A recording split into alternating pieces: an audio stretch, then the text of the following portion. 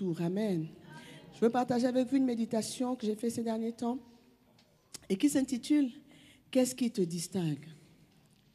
La pensée de cette année, c'est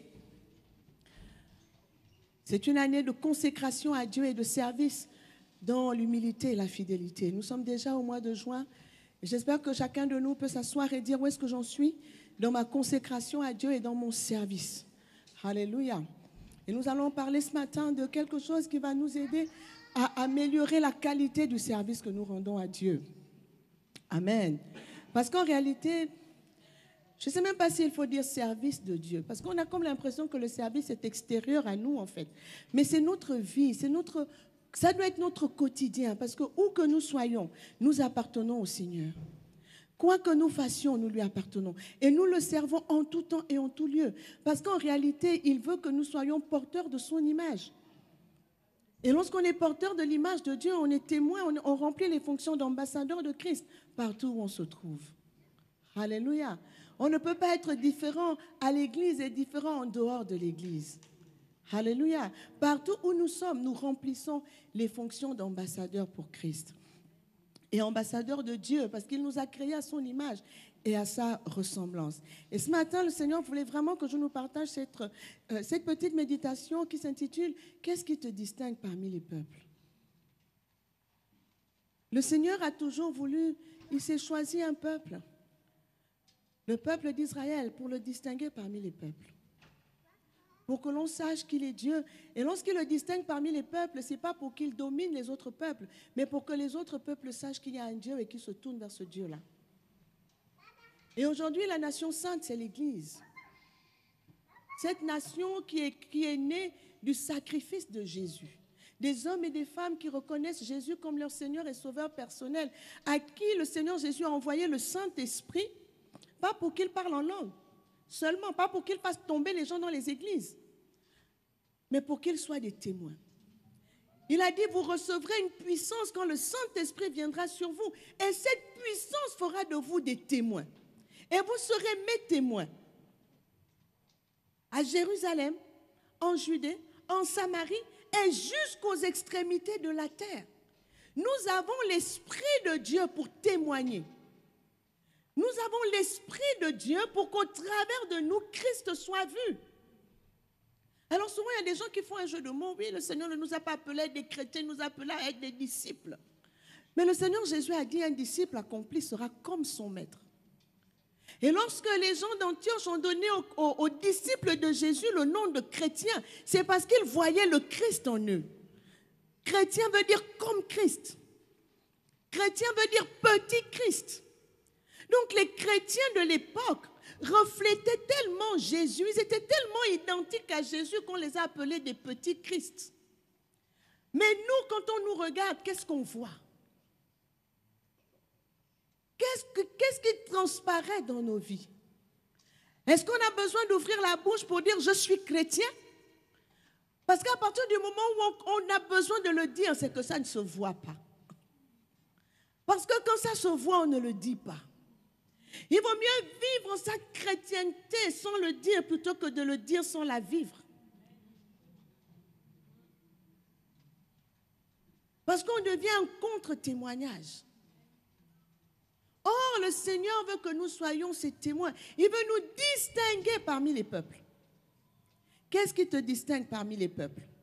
Alors, la Bible nous raconte un moment de la vie du peuple d'Israël dans le désert. Ils sont sortis d'Égypte, mais ils n'ont toujours pas compris pourquoi Dieu les fait sortir d'Égypte. Ils ne comprennent pas ce que Dieu veut faire. Ils ne comprennent pas qui est Dieu. Ils ne comprennent pas. Lorsque Moïse parle, ils regardent à Moïse. Ils ne voient pas le Dieu derrière Moïse qui est en train de parler. Alors ils irritent le Seigneur parce qu'ils sont dans une rébellion permanente. Parce qu'ils ont du mal à se détacher de ce qui est terrestre. Or, la Bible nous dit que pour ce qui concerne Moïse, il refusa d'être appelé fils de la fille de Pharaon. Pourquoi? Parce que lui, il avait les yeux sur ce qui est invisible. Mais ceux qui étaient avec lui n'arrivaient pas à lever les yeux vers l'invisible. Seuls Josué et Caleb ont pu. Mais les autres, ils étaient restés terre à terre. Ils ne voyaient que Moïse. Alors que Dieu les avait sortis de l'esclavage, ils en étaient à regretter cet esclavage. Parce qu'ils regardaient aux choses naturelles. Et donc à un moment, Dieu en a marre. Dieu en a marre. Et Dieu dit à Moïse, Exode 33, du verset 1 au verset 16, mais je vais commencer à lire à partir du verset, je crois, 5. Il dit, et l'Éternel dit à Moïse, dis aux enfants d'Israël, vous êtes un peuple au cou raide. Si je montais un seul instant au milieu de toi, je te consumerais. Ôte maintenant tes ornements de dessus toi, et je verrai ce que je te ferai. Les enfants d'Israël se dépouillèrent de leurs ornements en s'éloignant du mont Horeb. Moïse prit la tente et la dressa hors du camp. À quelque distance, il l'appela tente d'assignation. Et tous ceux qui consultaient l'Éternel allaient vers la tente d'assignation qui était hors du camp. Vous voyez que Dieu ne prend pas tellement plaisir en eux que le symbole de sa présence s'établit hors du camp, en dehors. Dieu ne veut pas rester dans le camp. Il dit, mettez-moi dehors. Je vais rester là-bas. Et dans beaucoup d'endroits aujourd'hui, parfois on confesse le nom de Jésus, mais Jésus est dehors. Vous savez, quand le Seigneur dit, voici je me tiens à la porte et je frappe, si quelqu'un entend ma voix et m'ouvre, j'entrerai chez lui. Je souperai avec lui et lui avec moi. Vous savez à qui il parle quand il le dit? À l'église de Laodicée. Il parle à une église et il dit, je me tiens à la porte. Si quelqu'un entend ma voix. Parce que voyez-vous, il ne suffit pas de dire j'appartiens à une communauté. Il ne suffit pas de se rassembler en un lieu qui s'appelle l'église pour que Jésus soit là. Il est avec ceux qui entendent sa voix. Il dit, si quelqu'un entend ma voix et m'ouvre, c'est avec lui que je suis. Et là, le Seigneur fait établir la tente d'assignation hors du camp. Et donc, la Bible nous dit que lorsque Moïse se rendait à la tente, tout le peuple se levait, chacun se tenait à l'entrée de sa tente et suivait des yeux Moïse jusqu'à ce qu'il soit entré dans la tente. Et lorsque Moïse était entré dans la tente, la colonne de nuée descendait et s'arrêtait à l'entrée de la tente et l'Éternel parlait avec Moïse. Tout le peuple voyait la colonne de nuée qui s'arrêtait à l'entrée de la tente. Tout le peuple se levait et adorait à l'entrée de sa tente. Mais je veux arriver... Et non, le verset qui suit, la Bible dit, l'Éternel parlait avec Moïse face à face comme un homme parle à son ami. Puis Moïse retournait au camp, mais son jeune serviteur, Josué, fils de Nun, ne sortait pas du milieu de la tente. Ça, c'est autre chose. Et notez bien que c'est Josué qui succédera à Moïse. Et la Bible dit, Moïse dit à l'Éternel, voici tu me dis, fais monter ce peuple. Et tu ne me fais pas connaître qui tu enverras avec moi. Cependant, tu as dit, je te connais par ton nom, tu as trouvé grâce à mes yeux, et maintenant, si j'ai trouvé grâce à tes yeux, fais-moi connaître tes voies. Alors je te connaîtrai et je trouverai encore grâce à tes yeux. Considère que cette nation est ton peuple. Moïse parle avec Dieu face à face, et ce que Moïse veut connaître, ce sont les voies de Dieu. Il ne demande pas autre chose. Il dit, Seigneur, je veux connaître tes voies. Je veux savoir où est-ce que tu veux m'emmener, où est-ce que tu veux me conduire. Combien de personnes prient encore aujourd'hui pour connaître les voies du Seigneur? Seigneur, je veux connaître tes voies. Nous avons tellement prié pour demander la bénédiction. Nous avons tellement prié pour demander le miracle, pour demander la délivrance, alors que parfois, l'autre vrai problème, c'est que nous sommes en dehors des voies du Seigneur. Et c'est la source de nos difficultés, parce que nous n'entendons pas la voix du Seigneur. Nous voulons que le Seigneur nous entende. La prière devient un moyen pour ordonner à Dieu de faire des choses, alors que ce n'est pas ça la prière. Nous n'avons rien à ordonner à Dieu. Dieu ne nous exauce pas parce que nous avons prié. Dieu nous exauce parce que nous prions conformément à sa volonté.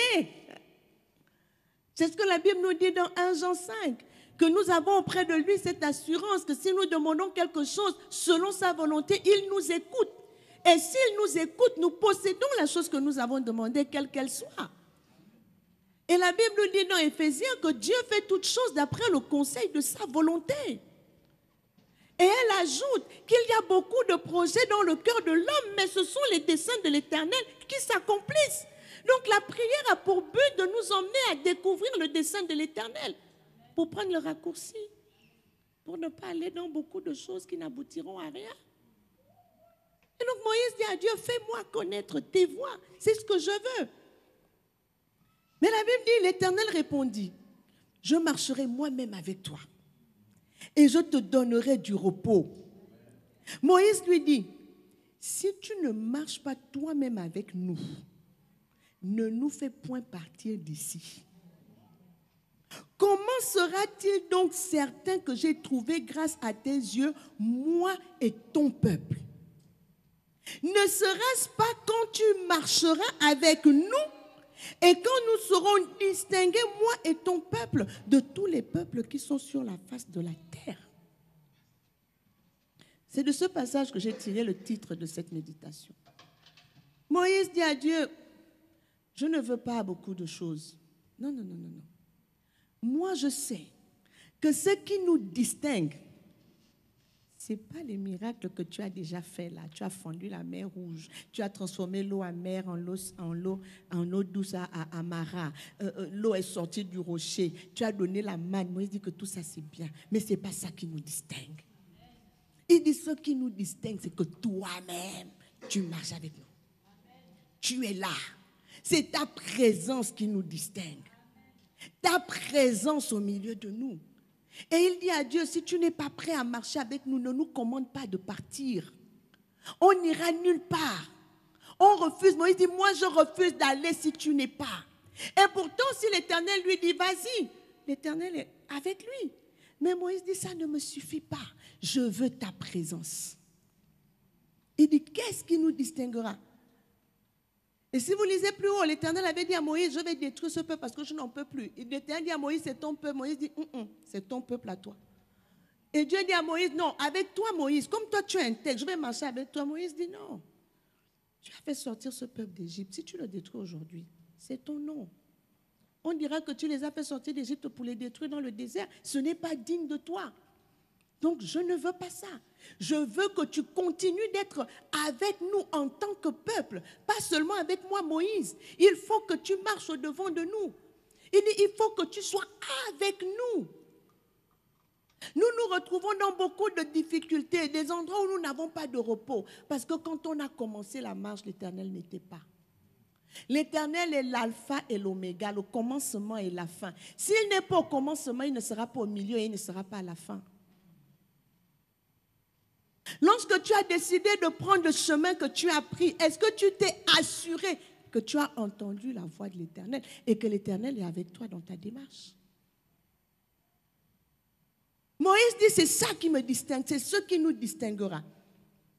Dans la version Nouveau Français Courant, là je lisais la version seconde, la version Nouveau Français Courant, il dit, le Seigneur lui répondit, je viendrai en personne et tu n'auras pas à t'inquiéter. Moïse reprit, si tu renonces à venir en personne avec nous, ne nous demande pas de partir d'ici. Si tu renonces à venir en personne avec nous, ne nous commande pas de partir d'ici. En effet, si tu ne nous accompagnes pas, comment saura-t-on que tu nous accordes ta faveur à ton peuple et à moi? Seule ta présence nous distingue des autres peuples de la terre. Seule ta présence nous distingue des autres peuples de la terre. En tant que chrétiens, ce qui nous distingue des autres, c'est la présence de Christ dans nos vies. C'est que nous soyons attachés au cep qu'il est, nous les sarments. Dès que nous ne sommes plus attachés à Jésus, rien ne nous distingue. Nous devenons comme tout le monde. Il dit, si tu renonces à venir en personne avec nous, ne nous demande pas de partir d'ici. En effet, si tu ne nous accompagnes pas, comment saura-t-on que tu nous accordes ta faveur? À ton peuple et à moi, seule ta présence nous distingue des autres peuples de la terre. Il y a des gens qui pensent que c'est le matériel qui va les distinguer. Ils pensent que c'est en ayant les plus beaux vêtements, les plus belles voitures, l'argent, quand ils arrivent devant les gens et qu'ils sont bien habillés, vous sentez comment ils ont leur fierté dans leurs vêtements. Mais ça ne te distingue pas, c'est rien tout ça. c'est vanité et poursuite du vent. C'est pour ça que le Seigneur dit que le sage ne se glorifie pas de sa sagesse, que le riche ne se glorifie pas de sa richesse, mais que celui qui veut se glorifier d'avoir de l'intelligence et de me connaître, dit l'Éternel. C'est cela qui nous distingue. Est-ce que vous savez que la vérité ne rend pas libre? Là, je choque quelqu'un. La vérité ne rend pas libre. Ce qui rend libre, c'est la connaissance de la vérité. Il a dit, vous connaîtrez la vérité et la vérité vous affranchira. C'est quand tu connais la vérité qu'elle t'affranchit. Jésus est la vérité. Ceux qui ne le connaissent pas, qui ne l'ont pas reconnu comme Seigneur et Sauveur, ne sont pas affranchis. Et pourtant, il est présent. Il est déjà mort à la croix. Donc, il est important de connaître les voies du Seigneur, de connaître la vérité dans la situation dans laquelle tu es. Quelle est la vérité de Dieu par rapport à ton cas? Tu peux tourner, des prophètes peuvent venir te dire ainsi parle l'Éternel. Mais si l'Éternel n'a pas réellement parlé, tu n'auras pas de repos. Tu n'auras aucun repos.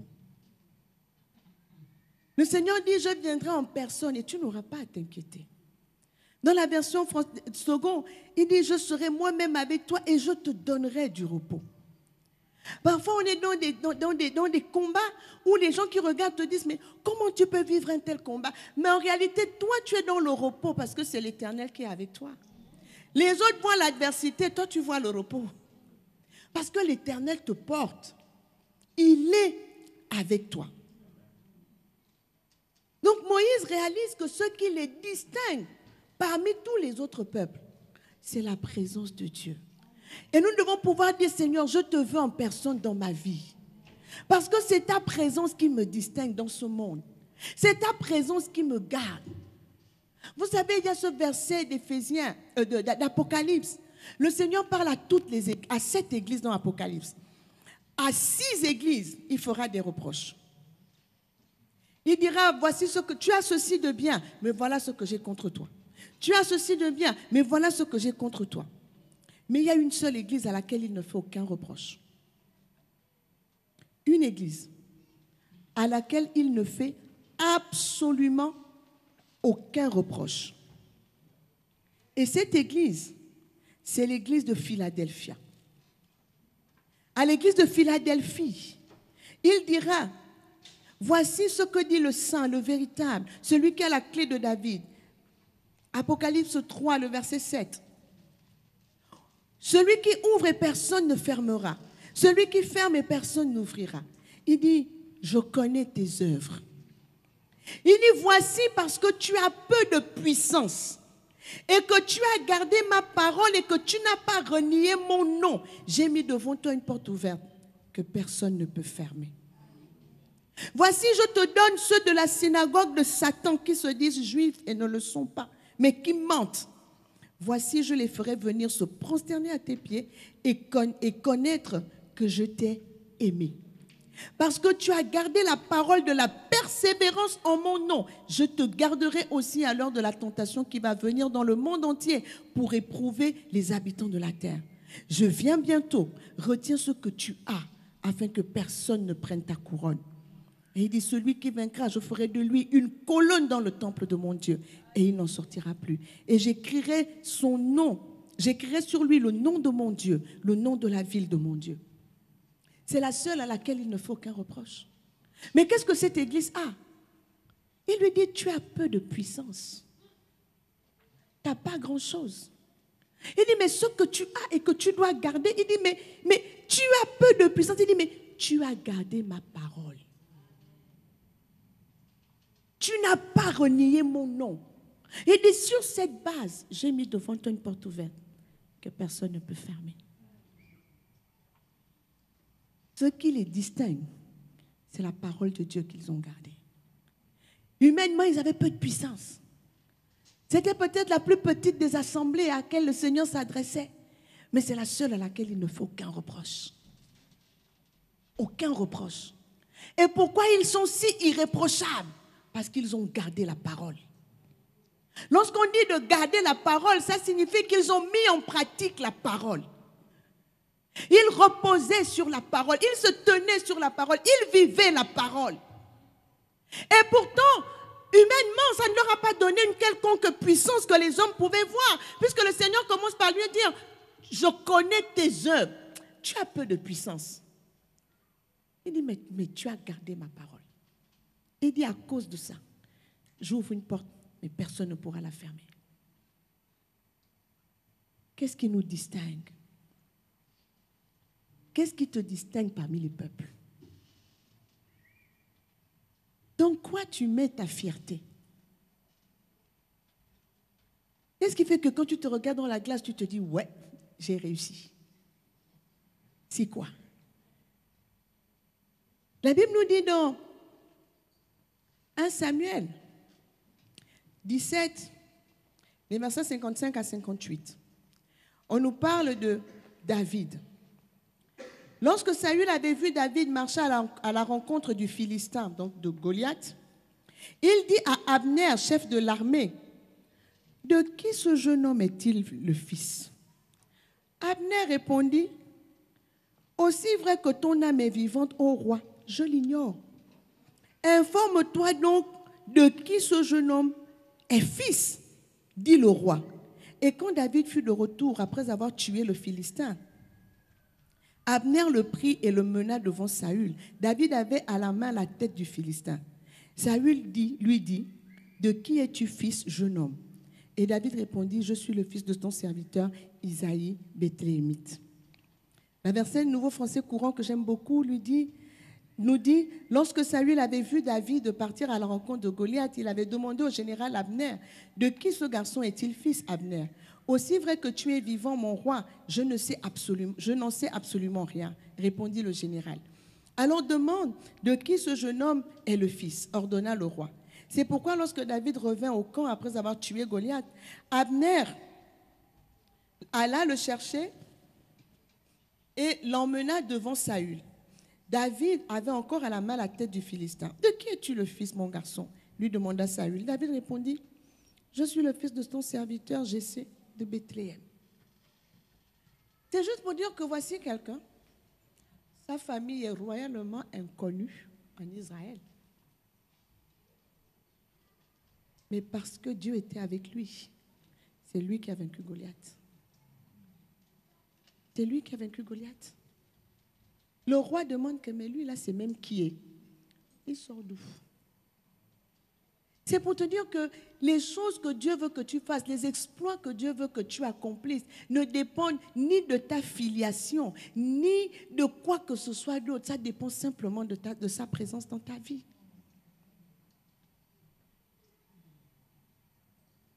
Il y a des gens qui passent le temps à couper les liens. Je vais couper les liens des générations. Je vais couper les liens des générations. Il y a un seul moyen de bien couper les liens. La Bible dit dans Jean 1, 12. Ceux qui croient en Jésus, la Bible dit à ceux qui ont reçu la parole, à ceux qui l'ont reçu et à ceux qui croient en son nom, la parole a donné le pouvoir de devenir enfants de Dieu, lesquels sont nés, non de la chair, ni du sang, mais de Dieu. Ça veut dire quoi? Que dès que tu nais de nouveau, tu es né de Dieu. À partir du moment où tu es né de Dieu et que tu es rattaché à Christ, toute la lignée de ta chair qui n'était, tout ça est coupé. Tout ça disparaît. Parce que tu es désormais né de Dieu.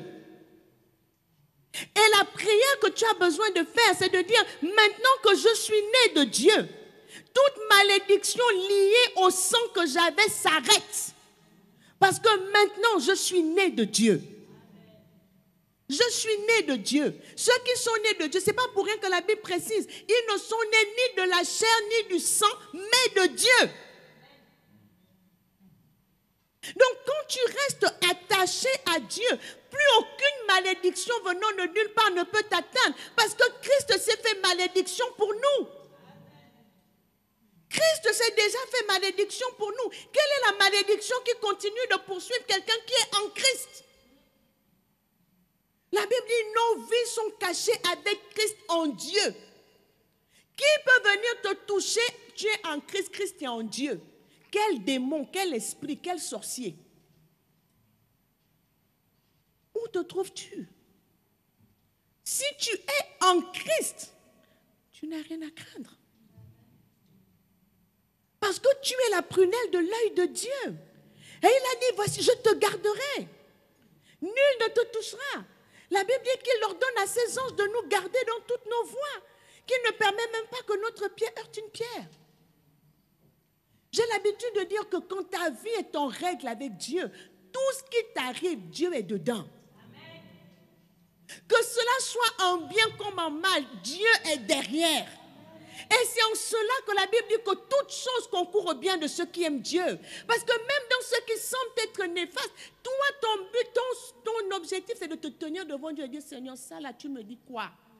Pourquoi tu permets? Parce que la Bible dit que même un cheveu ne tombe pas de notre tête si l'Éternel ne l'a pas permis.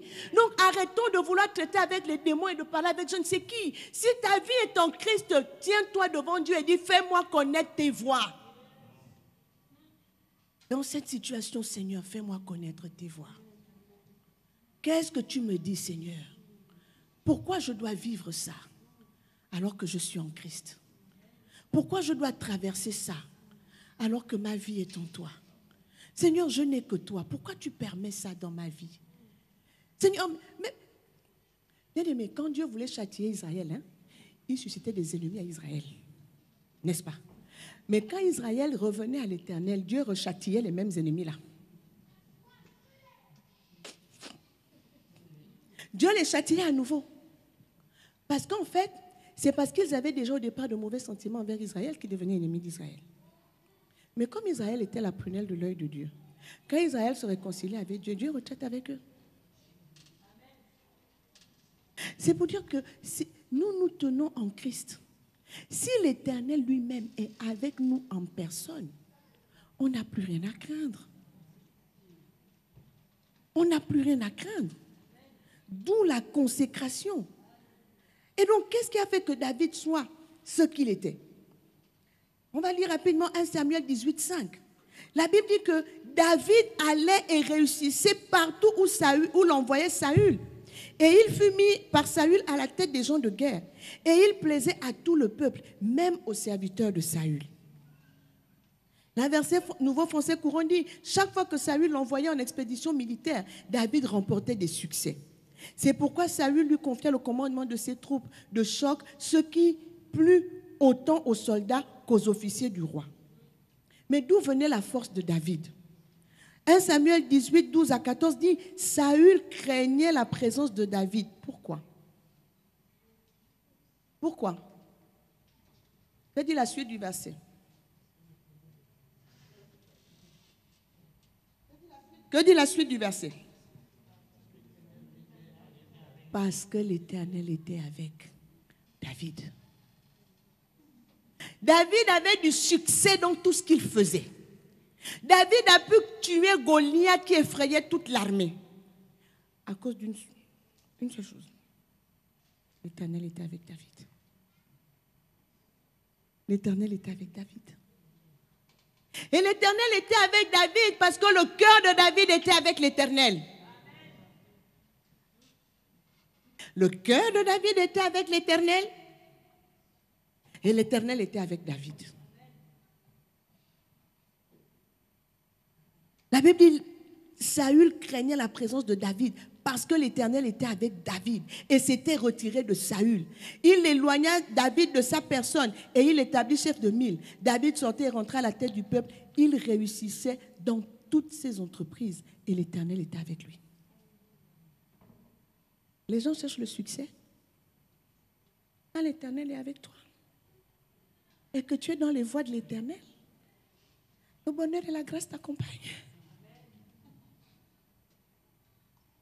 La Bible dit que Saül craignait David parce que Dieu n'était plus avec lui, mais Dieu était avec David. Donc parfois, il y a des personnes qui vous cherchent des problèmes juste parce que Dieu est avec vous et que Dieu n'est pas avec eux.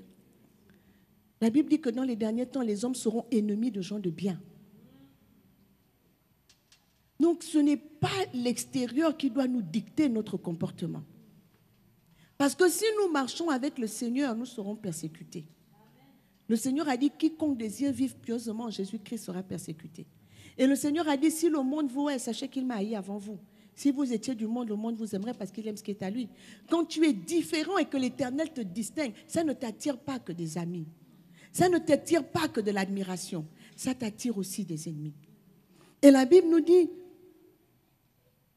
que Saül eut peur de David, car il comprit que le Seigneur l'avait abandonné pour être avec David. C'est pourquoi il éloigna David de lui en le désignant comme chef d'un de ses régiments. Dès lors, David participait aux expéditions à la tête de sa troupe. Et chaque fois, il rencontrait le succès, car le Seigneur était avec lui. Et la Bible nous dit dans 2 Corinthiens 3, 18 que nous tous, donc, qui contemplons le Seigneur, le visage découvert, nous sommes transformés à la même image, de gloire en gloire et de victoire en victoire. Donc le Seigneur, non seulement il est avec nous, mais le fait que nous soyons avec lui, il nous transforme à son image. Les gens ont déformé ce verset. Ils l'ont ramené à tout ce qui est matériel. Si j'avais une vieille voiture et que maintenant j'ai une nouvelle voiture, oh, tu vas de gloire en gloire. Si j'habitais un studio, maintenant j'habite une maison, oh, tu es parti de gloire en gloire. Mais ce verset ne nous parle pas de ce qui est matériel. Il nous parle de la transformation de notre être intérieur à l'image de Dieu. Il dit, lorsque nous nous approchons de Dieu, que nous nous tenons dans la prière, que nous pratiquons la parole de Dieu, ça se voit parce que nous sommes transformés à l'image de Dieu. De gloire en gloire et de victoire en victoire. Et l'apôtre Paul pouvait dire à Timothée que tes progrès soient évidents pour tous. C'est de ça dont il parlait. On pouvait voir qu'il a progressé. Et on nous dit de Jésus lui-même qu'il croissait en sagesse, en stature et en grâce devant Dieu et devant les hommes. C'est de ça dont il s'agit. Être semblable au Seigneur. Nous sommes transformés. La Bible dit, nous tous, le visage dévoilé, nous contemplons en Christ, comme dans un miroir, la gloire du Seigneur. Ainsi, nous sommes transformés pour être semblables au Seigneur. Et nous passons d'une gloire à une gloire plus grande encore. Voilà en effet ce que réalise le Seigneur qui est l'Esprit. Ça, c'est la version Nouveau Français courant. Donc le Seigneur nous transforme. La présence de Dieu dans nos vies nous transforme. Elle nous rend semblables à lui. Et comme nous sommes transformés à son image, c'est une image, nous allons de gloire en gloire et de victoire en victoire. Mais c'est des victoires sur quoi? C'est des victoires sur ce qui en nous n'était pas à l'image de Dieu. C'est pour ça que tu ne peux pas traîner les mêmes défauts depuis que tu es chrétien. C'est pour ça que tu ne peux pas être embrigadé toujours dans les mêmes méfaits, dans les mêmes problèmes, parce que le Seigneur doit te transformer. On doit voir le changement toi-même. Tu dois pouvoir constater que tu es transformé. Tu dois pouvoir constater qu'il y a des traits de caractère passés qui ne sont plus là. C'est pour ça que la Bible dit que si quelqu'un est en Christ, il est une nouvelle création. Il est une nouvelle créature. Ce n'est pas son physique qui change, mais son être intérieur. Son caractère est transformé si tu es en Christ. Et donc, lorsque nous sommes en Christ, le Seigneur devient notre référence. Et comme nous l'avons chanté, il nous fait atteindre l'excellence. Il nous amène de gloire en gloire, de progrès en progrès, de victoire en victoire, et nous excellons. Et c'est quoi l'excellence? L'excellence peut être définie comme la qualité ou l'état de surpasser, dépasser les attentes normales dans tous les domaines de la vie. Quelqu'un qui excelle, c'est quelqu'un qui va au-delà de ce qui est normal. Et c'est là que le Seigneur nous emmène. La Bible dit que les œuvres de Dieu sont grandes et admirables. Dieu est au-dessus de ce qui est normal. Et si nous sommes à son image, il nous fait agir et vivre au-delà de ce qui est normal. En bien. Et il y a des marques d'excellence dans la vie du croyant.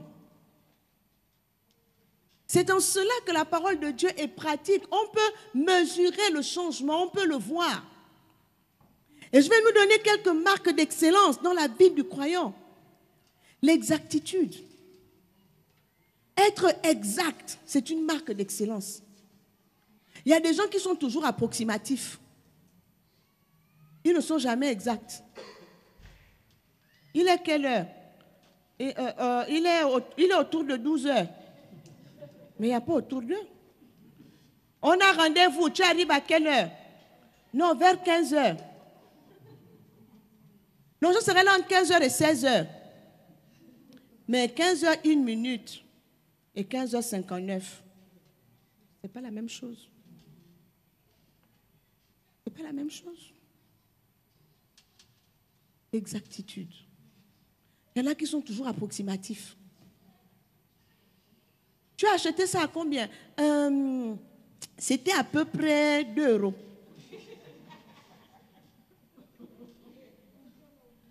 Vous connaissez les enfants qui ne donnent jamais le vrai prix parce qu'ils veulent garder la monnaie? Tu as acheté ça à combien? Ouais, le ticket. Je n'ai plus le ticket, en fait. Le ticket est tombé. Mais c'était combien? Non, c'était, je ne sais plus, entre 15 et 20 €. Mais entre 15 et 20 €, il y a 5 € d'écart quand même. L'ambition. Quelqu'un qui est excellent a une ambition saine. Dans ce sens qu'il veut toujours ce qu'il y a de mieux. Il veut toujours ce qu'il y a de mieux. Quelqu'un qui est excellent est attentif. Il sait prendre soin. C'est quelqu'un qui est engagé. C'est quelqu'un qui sait coopérer avec les autres. Il sait coopérer. C'est une marque d'excellence. Il y a des gens qui ne savent pas coopérer. Ils ne savent pas travailler avec les autres. Il y en a qui ont toujours l'impression que pour qu'eux ils réussissent, les autres doivent échouer. Ils ont même l'impression qu'il n'y a pas assez de soleil sur la terre pour tout le monde. Le soleil doit seulement être sur eux. Mais Dieu fait lever son soleil sur les bons comme sur les méchants. La pluie de Dieu tombe sur les bons comme sur les méchants. Il y en a assez pour tout le monde. Dieu a dit à Adam et Ève, remplissez la terre. La terre devait être remplie de l'espèce humaine. Ça veut dire que tant qu'il y a un humain sur terre, il y a la grâce de Dieu est suffisante pour lui.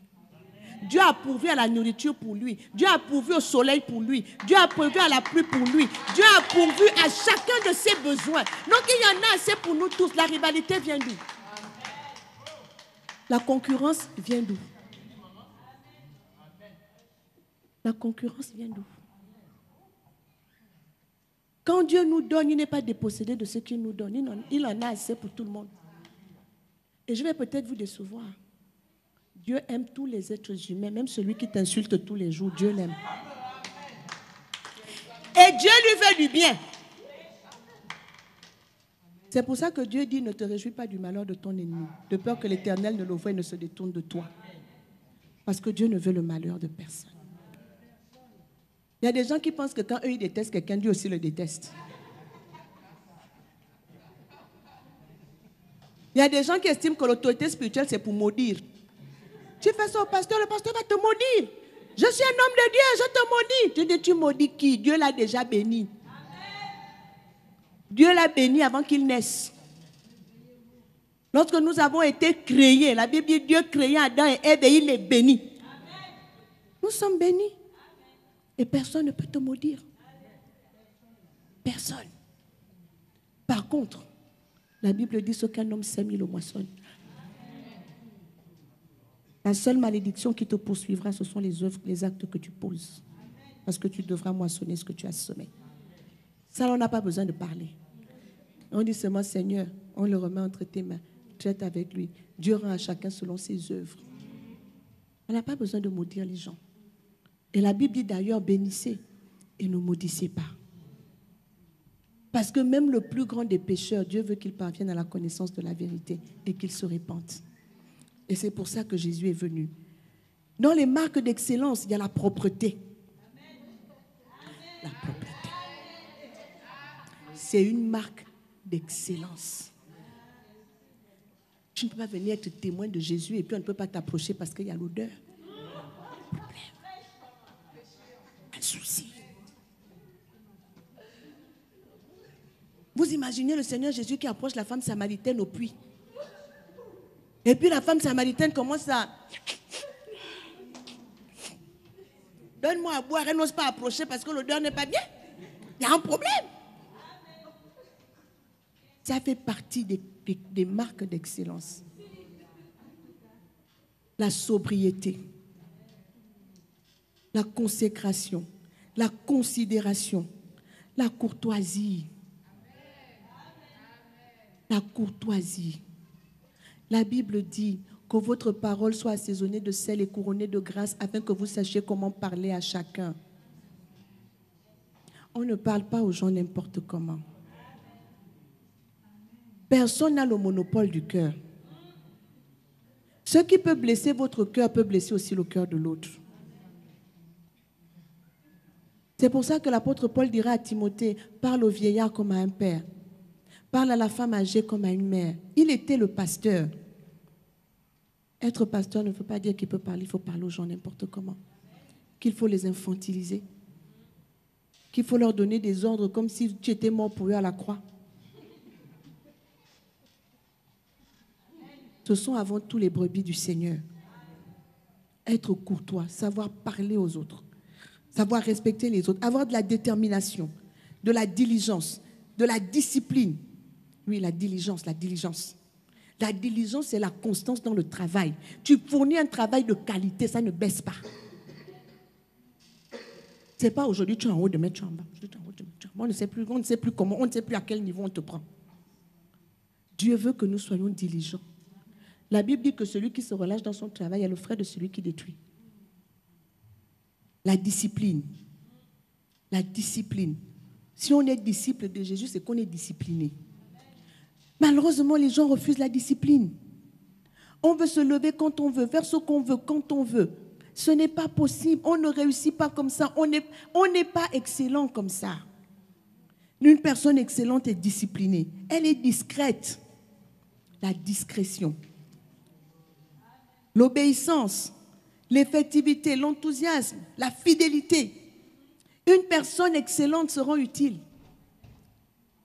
Je crois que c'est Abraham Lincoln qui disait que le problème des gens de notre génération, c'est que les gens veulent être importants plutôt que d'être utiles. Tout le monde se bat pour être important, plutôt que d'être utile. Quand tu es utile, tu deviens important. Quand tu cherches à être important, tu n'es pas utile.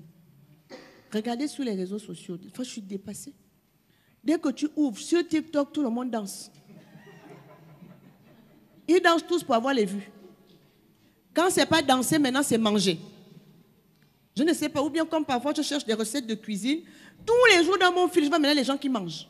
Ils mangent, ils mangent. Ils se filment en mangeant. Ils se filment en mangeant. Et tous mangent la sauce gombo avec le foufou. C'est quoi le problème, en fait?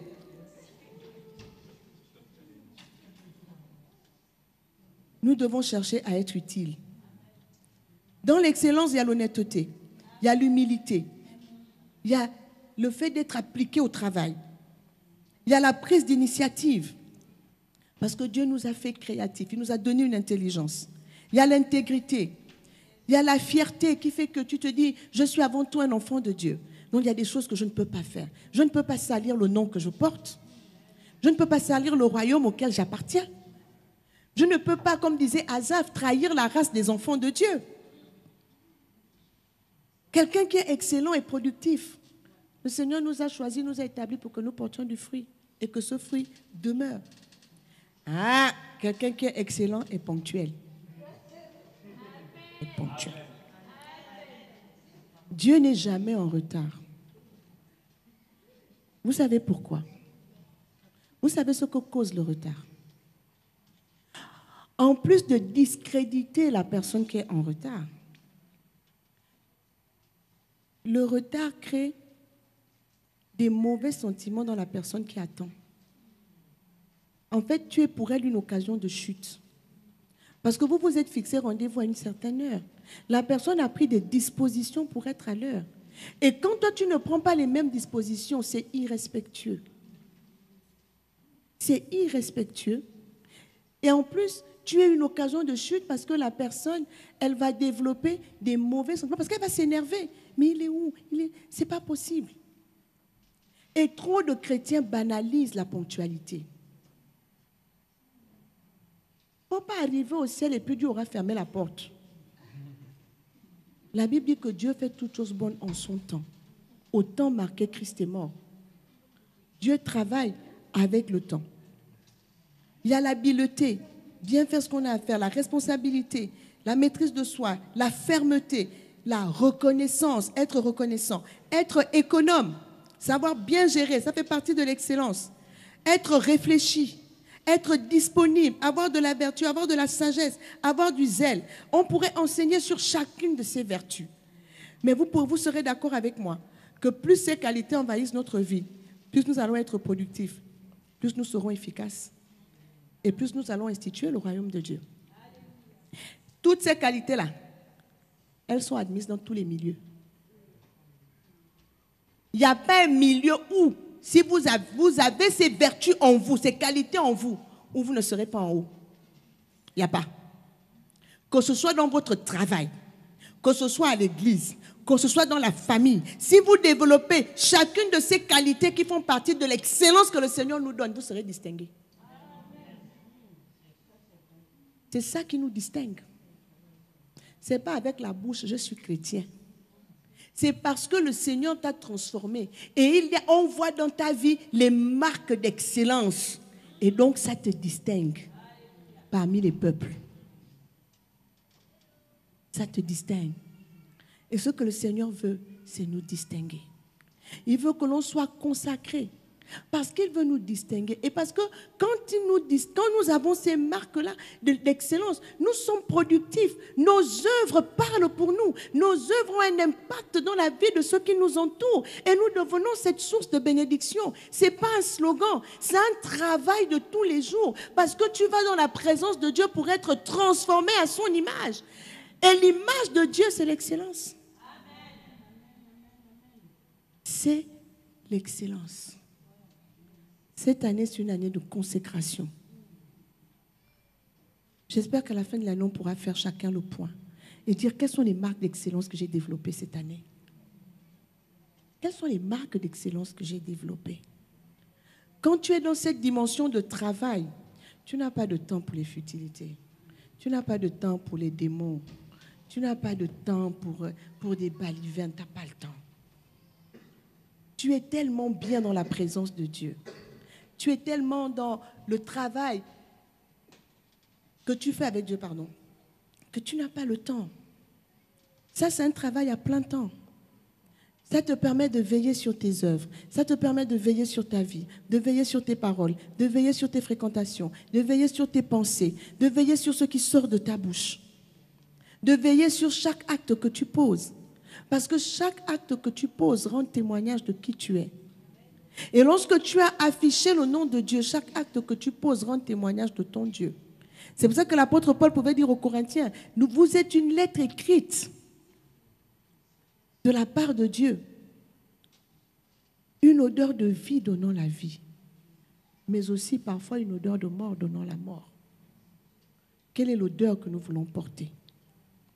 L'odeur de vie, elle passe par manifester l'excellence.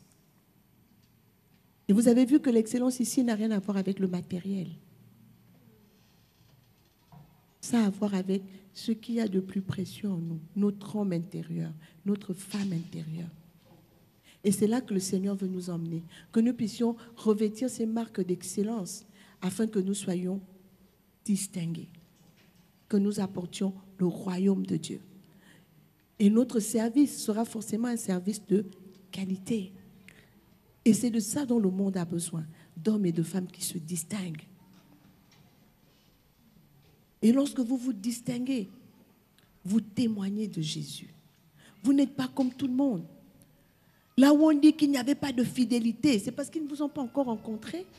Quand ils vont vous rencontrer, ils verront qu'ils ont rencontré la fidélité. Là où il n'y avait que méchanceté, c'est parce qu'ils ne vous ont pas encore trouvé. Quand ils vont vous trouver, ils réaliseront que la bonté existe encore sur terre. Voilà ce que Dieu veut faire de nous. Quand on arrive quelque part, on dit « Oh, ça existe encore sur la terre. Il y a encore des gens comme ça. » Oui, parce que moi, je porte l'image de Dieu.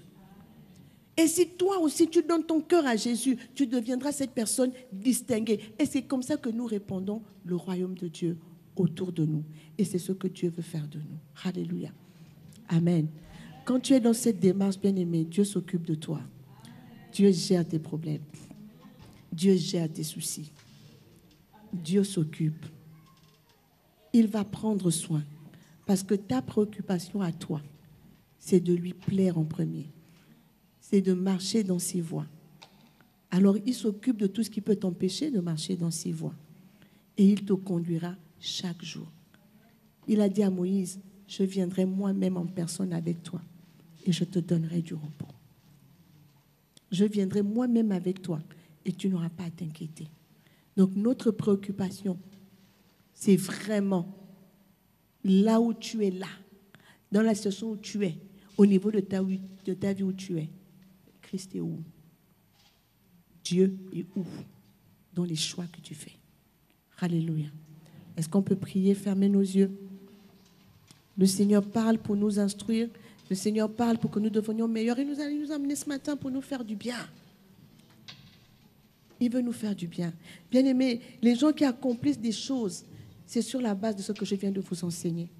Et le Seigneur nous permet d'atteindre cela. Nous sommes portés par l'Esprit de Dieu. La Bible dit c'est ce que l'Esprit fait. L'Esprit de Dieu nous transforme à l'image du Seigneur, de gloire en gloire et de victoire en victoire, pour que nous soyons des personnes excellentes. Parce que Dieu est avec nous. Parce que l'Éternel était avec David, David réussissait dans tout ce qu'il entreprenait. Parce que ce qu'il entreprenait était dans les voies de Dieu. Donc si Dieu est avec toi, si tu t'assures que tu as gardé sa parole comme l'église de Philadelphie, que tu n'as pas renié son nom, c'est lui qui ouvre les portes devant toi, des portes que personne ne peut fermer. Alléluia. Est-ce qu'on peut prier, bien-aimé?